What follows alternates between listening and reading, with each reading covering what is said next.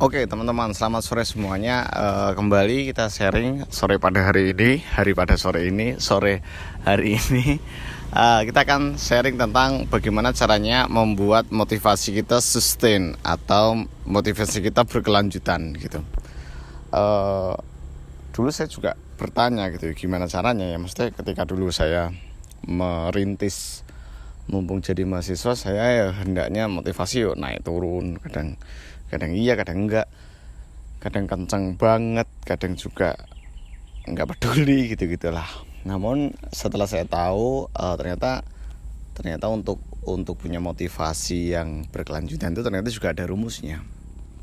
Nah, rumus untuk punya motivasi yang berkelanjutan itu adalah P kali E kali S3. Tentu yang bikin rumus bukan saya. Yang bikin rumus adalah Jim Kwik, seorang ahli neurologi yang di akhir-akhir ini saya sering belajar darinya, kurang lebih gitu. Nah, P kali E kali S3. P ini adalah purpose. Jadi ternyata kenapa motivasi kita sering naik turun, mungkin karena purpose kita juga nggak terlalu jelas gitu. Tujuan hidup kita itu apa, terus kenapa gitu. Maka saya itu juga dulu menyadari ya, waktu saya membangun Memahami Project, waktu saya berkolaborasi untuk bisa membangun mumpung jadi mahasiswa, itu memang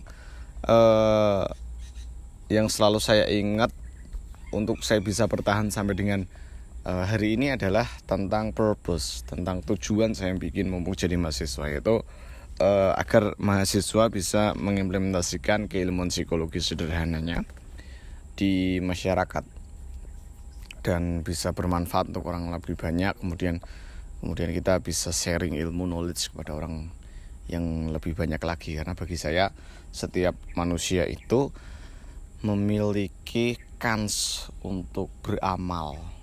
Kansnya beda-beda. Bisa punya opportunity-nya di banyaknya harta, banyaknya waktu, banyaknya ilmu, dan banyaknya tenaga, banyaknya yang lainnya lagi. Nah, versi saya tuh cukup diberikan banyak pengetahuan lah, kurang lebih gitu. Karena dalam diri saya, mungkin saya senang ngajar, kemudian saya senang baca buku, tapi kalau ilmu itu nggak di-share kan kayaknya sayang juga gitu. Maka saya kayaknya memang diberikan banyak kelebihannya, mungkin belum di harta, belum di tenaga, belum di waktu, belum di apa, tapi kayaknya di keilmuan ini. Nah, gimana caranya saya tidak dosa gitu, karena saya tidak mengajarkan keilmuan itu kepada orang lain gitu. Maka purpose saya berulang kali, kalau saya masih bisa sharing, kayaknya saya harus sharing gitu. Maka untuk sharing lebih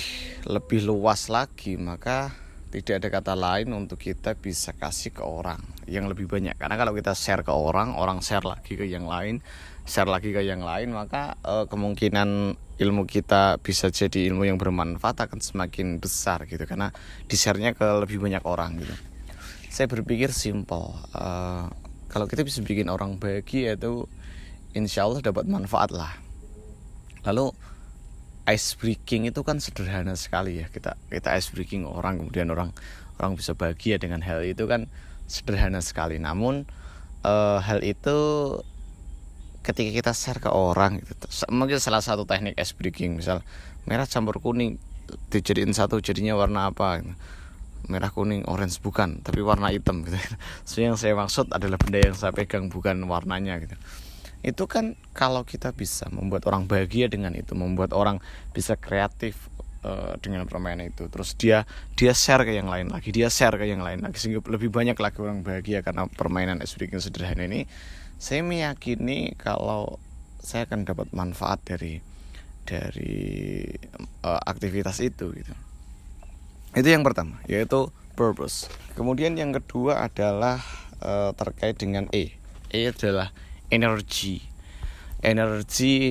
ini terkait dengan seberapa kuat kita begadang, seberapa kuat kita fokus, seberapa kuat kita lari, seberapa kuat kita ngasih pelatihan gitu. Maka saya sering lihat orang ngasih pelatihan tapi dia ngos-ngosan, pucat, kemudian keringatnya banyak, terus dia baru setengah hari ngisi tapi udah capek banget gitu. Kenapa? Karena iya energi gitu, maksudnya energi kita itu kan sebenarnya juga tergantung pada banyak aspek. Salah satunya makan. Ya, salah satunya makan. Maka dulu saya sempat punya problem waktu di kantor ya. Maksudnya saya sering pusing gitu. Saya sering pusing, terus saya analisa ke belakang. Oh iya, ternyata sebulan belakangan ini saya sangat sering sekali makan makanan yang kurang sehat gitu.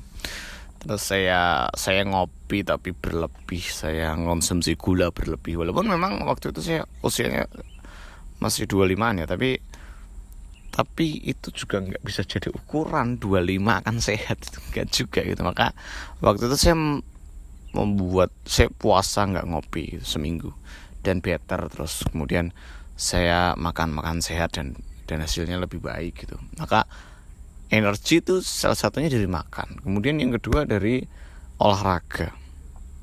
Saya dulu sempat latihan taekwondo, itu latihannya hampir tiap hari untuk kejuaraan pekan olahraga daerah lah, kurang lebih gitu. Waktu itu sangat sehat sekali. Ya mungkin dari SMA saya latihan, terus saya jadi kuat begadang. Saya tuh termasuk orang yang sangat kuat begadang waktu kuliah. Jadi kalau dulu sama teman-teman itu kalau belum dengar azan subuh ya kita belum tidur, kurang lebih gitu. Saking ini ya, maksudnya energinya saking bagus karena olahraga gitu. Nah, jadi kalau saya energinya kurang bagus, ngos-ngosan waktu ngisi, saya udah evaluasi tuh apa ya yang kurang ya, apa aku kurang minum air putih, apa aku kurang olahraga, apa aku makan makanan yang nggak sehat nih di bulan ini dan sebagainya. Energi. Jadi energi itu mempengaruhi motivasi, mempengaruhi sustainability motivation. Jadi motivasimu terpengaruhi juga karena energimu. Kebanyakan orang maksain diri nggak makan, lupa makan, nggak sarapan misal gitu. Terus dia outbound, terus dia capek kan. Nah, kalau kita capek itu motivasi juga turun nggak sih? Bagiku sih iya ya. Mesti ketika kita capek itu kita malas ngapa-ngapain, kan capek gitu. Maka agar tidak mudah capek ya kita harus memperkuat energi kita. Jadi P kali E, purpose kali energy. Nah, yang selanjutnya adalah S3. S3 adalah small simple step. Jadi kegiatan kita ini usahakan untuk masuk akal aja. Karena kalau nggak masuk akal, apalagi nggak spesifik, apalagi nggak jelas, otak tuh jadi bingung tau. Misal kita punya keinginan kan selama ini kan, aku pengen kaya gitu, aku pengen jadi orang yang kaya raya. Sebenarnya kalau otak bisa ngomong tuh ya otak akan tanya gitu, ini Wisnu pengennya kaya apa? Kaya banyak uang, kaya banyak snack, kaya banyak mobil, kaya banyak motor, kaya banyak cewek, atau apa? Kaya yang apa gitu. Terus jumlahnya berapa agar dia dinyatakan kaya? Apakah 20.000 cukup, 10.000 cukup, 100.000 cukup, 100 juta cukup, apa gitu. Maka hal-hal yang besar tuh kadang bikin kita juga malas gitu. Maka mending small simple step. Bikin langkah-langkah yang simple, yang kecil aja tapi berkelanjutan gitu-gitu. Maka waktu saya terbit buku Ungkapan Alam Bawah Sadar, mau jadi mahasiswa, saya mulai dengan hal-hal kecil. Misal saya ngelok time saya untuk saya melakukan single tasking dalam satu hari itu 30 menit gitu. Dan 30 menit itu hanya nulis aja gitu. Nah itu kan jadi ini kan, maksudnya jadi simple, kecil, hal-hal yang kecil di setiap harinya. Entah apapun, yang penting saya buka laptop dulu, yang penting saya nulis gitu, walaupun cuma 1-2 kalimat, tapi nyatanya juga terbit gitu. Daripada keinginan saya dulu, pokoknya saya terbit Desember gitu, keinginannya terlalu besar sekali Desember. Padahal atau saya pokoknya sebulan 1 buku, besar sekali gitu. Terus mulainya gimana, caranya gimana, padahal stepnya bakal padat banget, bakal panjang banget. Dan kita sibuknya gak hanya sibuk nulis, tapi sibuk yang lainnya gitu.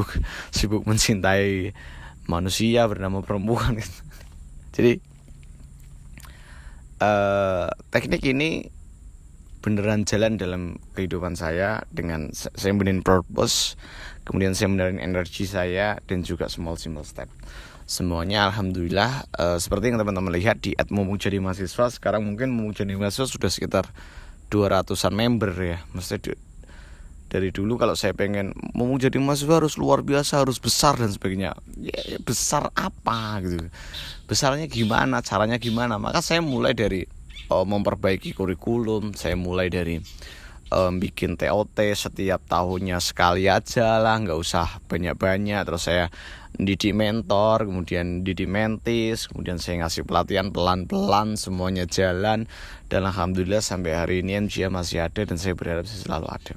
Nah, jadi gitu teman-teman, tips hari ini untuk bikin sustainability, motivasi kita jadi sustain, jadi berkelanjutan. Rumusnya adalah P kali E kali S3. Thank you guys. Jika salah kata mohon maaf, semoga bermanfaat. Share jika teman-teman memang menganggap ini penting. Thank you, sampai jumpa di video yang selanjutnya.